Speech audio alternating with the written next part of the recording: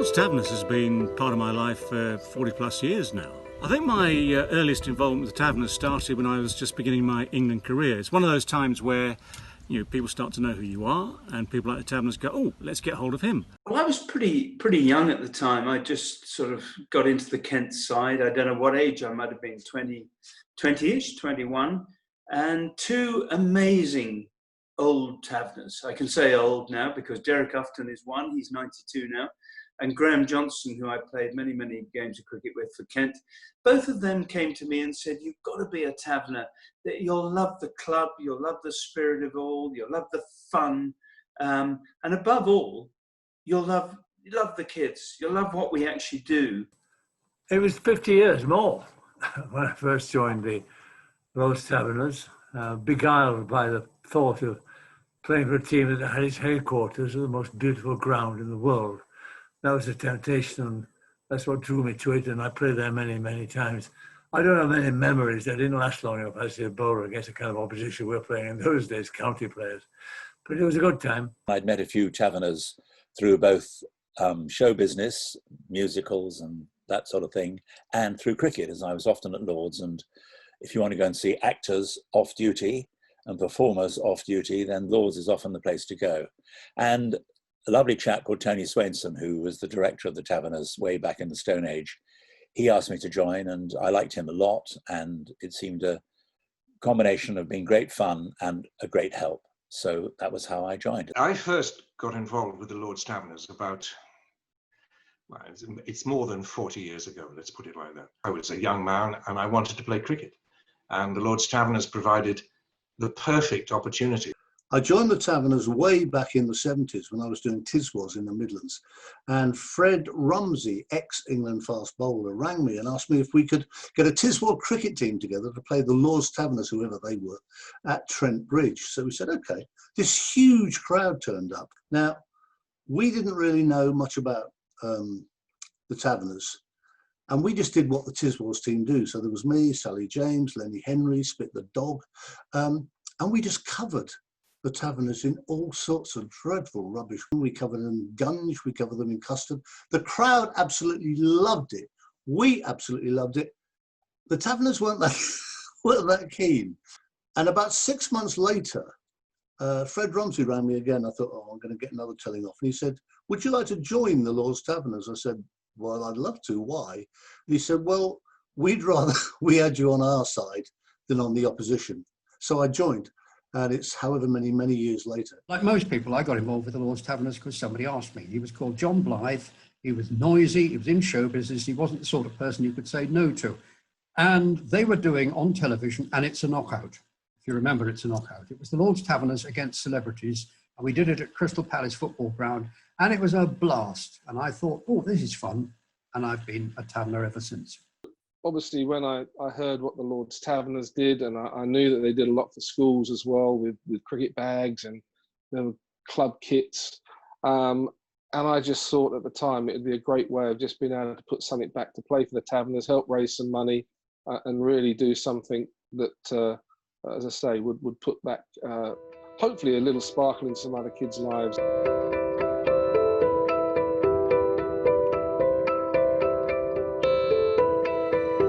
When you are invited to join the Taverners, and when you realise the people who are involved, I mean, all the great players, all the great actors, all the great figures who've been part of this great history of Lord's Taverners, then you realise the other thing, of course, which is the great work the Taverners has always been doing. So disabled, disadvantaged children, the old minibuses that were the core of our productivity over the years, all these things come together.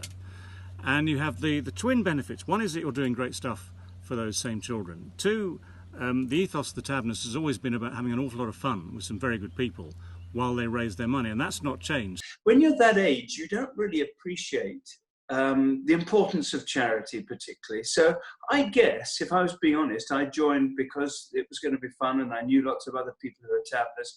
And over the years, you gradually get to understand what the charity is about and why you're not just enjoying your time with a few mates. You actually do. You feel good, you feel warm inside when you know you've done something that raises a few quid for people who really need it. After I joined it, I realised and grew to understand just exactly what the Lord's Taverners was as a charity. At its very simplest, the Lord's Taverners is lucky people helping less lucky people. It's something which really takes an interest and shows great concern for people who are seriously disadvantaged. If I treasure memories and I think about my time, particularly as president, what I remember most of all were the times when I went down to the Oval, to the indoor nets there, and I saw this extraordinary collation of boys and girls trying to play cricket. And somehow it kind of defined for me the reason why I wanted to be president and why I enjoyed so much being a member of this organisation. From just being a cricketer, I became a great proponent of the help that the Taverners can bring to disadvantaged kids. I'm proud of that.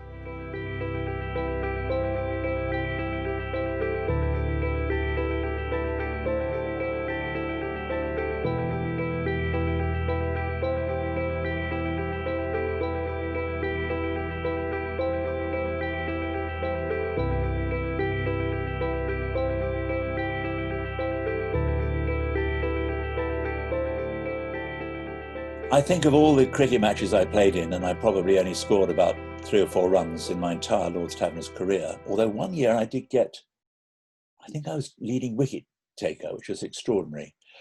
But I remember going down to Monaco to play, I think, Prince Rainier's 11 at a big fundraising weekend. And in that match, I distinguished myself by dropping a catch, being hit for 6 time and time again, and getting out for a duck. And when we were presented to Prince Rainier, I think he's called His Serene Highness anyway, when we were presented to Prince Rainier afterwards, and he met me, he hadn't a clue who I was, which is totally reasonable. But he said, "Well played." And I thought, this chap does not know much about cricket. Nice bloke though he seemed to be. Well, it's a long time since the first time I donned the whites for the Taverners, but more recently, let's see now, 21 years ago, Hong Kong trip, that was huge fun, mainly for the stuff off the field, to be honest. And then we went to Hong Kong again a year or so ago now, which was brilliant, just to rekindle that flame, as it were. And my memory of that particular trip is Nick Hancock, the great man himself, Nick Hancock, at third man at the Hong Kong Cricket Club, that lovely, lovely club up on the hill at Wong Nai Chom Gap. And he was standing there alongside his own personal ashtray, 3 foot high, one of those things. It's quite solid, and he'd moved it out onto the outfield. I have to say the secretary of the Hong Kong Cricket Club was not best pleased with that, and it, but not Nick, was removed very soon afterwards. And then only this year, Cape Town, the Cape Town trip, which was great. It's the most fabulous place on earth, of course, and promoting table cricket up on table mounting, which was absolute genius. But in amongst that trip, I'd gone planning just to do a bit of umpiring, as is now my norm. And yet, over sort of drinks and a barbecue and all the rest of it, the night before the game against Western Province Cricket Club, Paul Pritchard, our esteemed captain, said, "Lubo, come on mate, you've got to open the batting with me."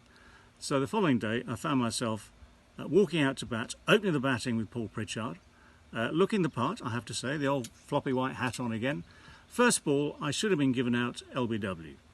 Straight, slightly swinging, missed it, hit on the pads, right in front of all 3.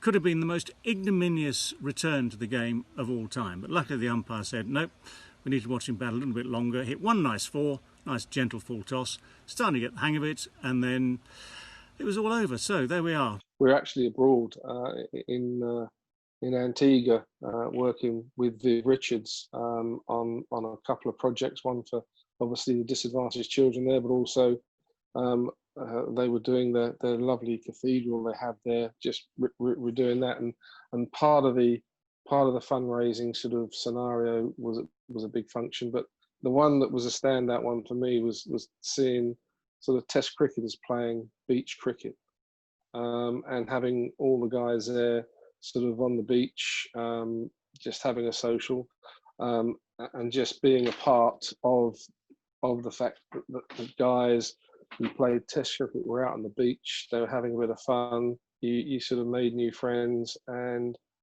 everybody just sort of was epitomising the sort of hard work that had been done the night before at the charity fundraiser, and then coming out together and having, as I say, that bit of fun after the fundraising sort of scenario.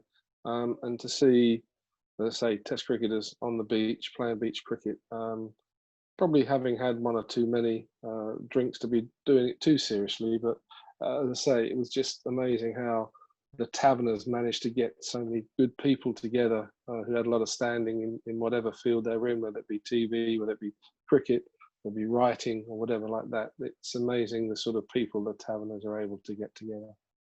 The best, and it's the one that I sign off my CV with as being the highlight of my career, is I sign off with, and the favourite moment, the highlight is 3 for 12 at Lord's.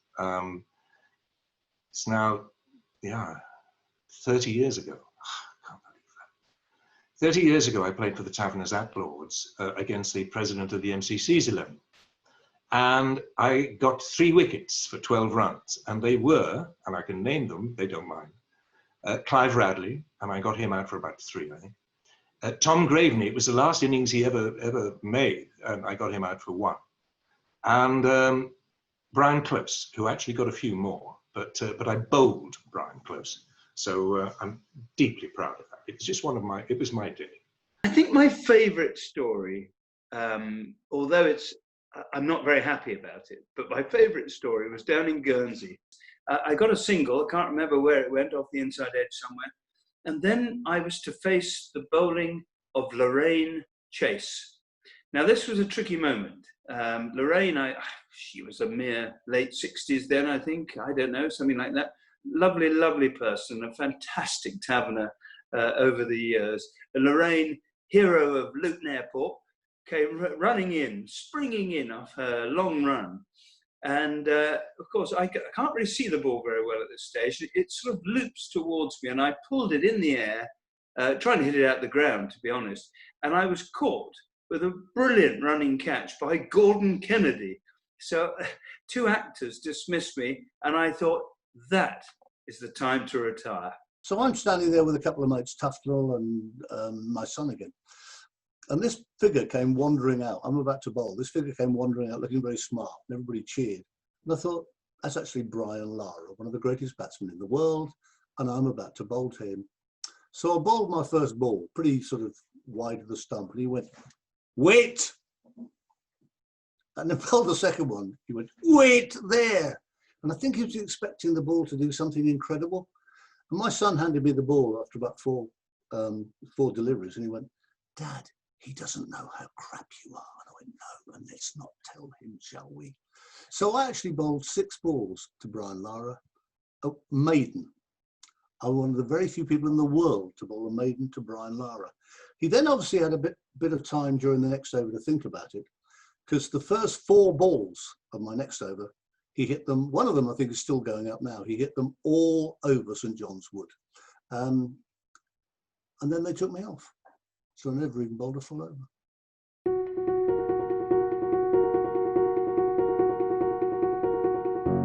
Well, the absolute core of Lord's Taverners is the many, many, many disadvantaged and disabled children that we help and get involved in sport. You know, cricket has this great ability to bring people together. Things like table cricket, for instance, are extraordinary for bringing together loads of children who have absolutely no chance of playing cricket in any other shape or form, and they get an awful lot of benefit, awful lot of fun, and a lot of involvement by being part of the table cricket scheme. So at the heart of everything that Lord's Taverners does are those children, and there have been thousands over the 70 years that have been helped out in many, many ways. And I think that everyone who gets involved with the Taverners is well aware of that. So all the fundraising, yes, that's fun. All the cricket, yes, that's fun. It all leads to an end, and that end is those children. I think as we've evolved, it's just to help those disadvantaged children, those who aren't able to do what we've all been able to do, and actually having some fun ourselves along the way whilst we're raising the money. It really has opened up a lot of avenues to see a lot more people being helped. And I think, as I say, having that bit of fun as a club, as we do raising the money, is what it's all about. For me, because I've got a whole army of kids myself, I've got 6 very healthy, happy kids. I've got God knows how many grandchildren, and increasing by the hour. It's very much there, but for the grace of God go I. And you just, when I was president, I promised I'd go around all the regions. I went around all 24 regions, and you actually get a chance to see, and a very different perspective from each one, you actually get a chance to see where the money goes, and in many cases the background, the lives of the kids that we work for. And it is hugely rewarding to actually see what happens. That's the biggest thing for me, when you see these guys and girls enjoying something when, you know, to be quite honest, without us, they wouldn't really be given that opportunity.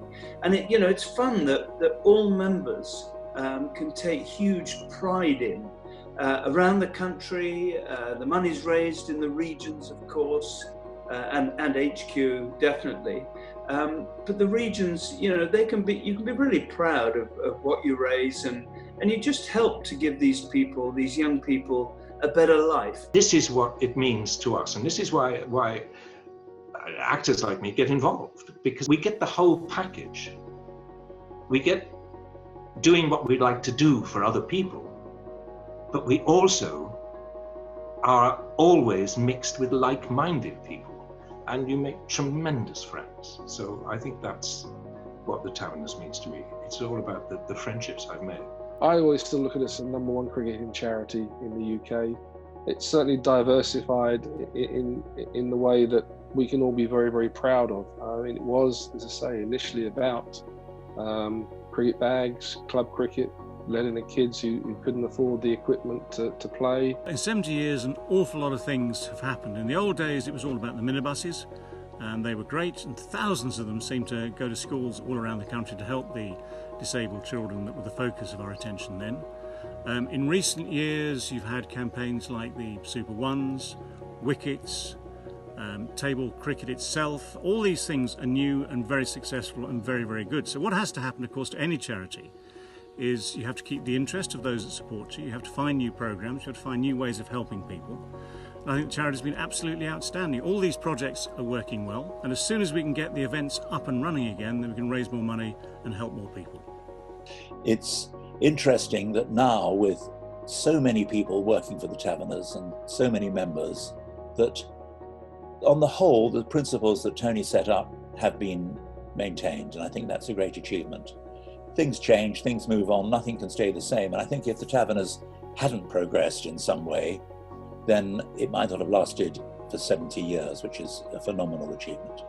During the terrible times, the COVID times, you get hurt, that that with the charity struggling, like all charities, then our young people are going to struggle as well. So it means a lot to me. It needs all the support it can get, and I'm willing to support it in whichever way I can, and I hope you can too. It's really worthwhile. Can you think of anything nicer than playing a game of cricket and doing good for less fortunate children in the meantime? We've had to become tighter in what we do. We still raise more and more and more money. So we're more efficient, and as far as I'm concerned, we're still having a huge amount of fun. I think I'll be a Taverner forever. 70 years on, we have a charity now that is an extraordinary organisation. And I've had the best fun. It's probably one of the best things I ever did. I've loved being a Taverner.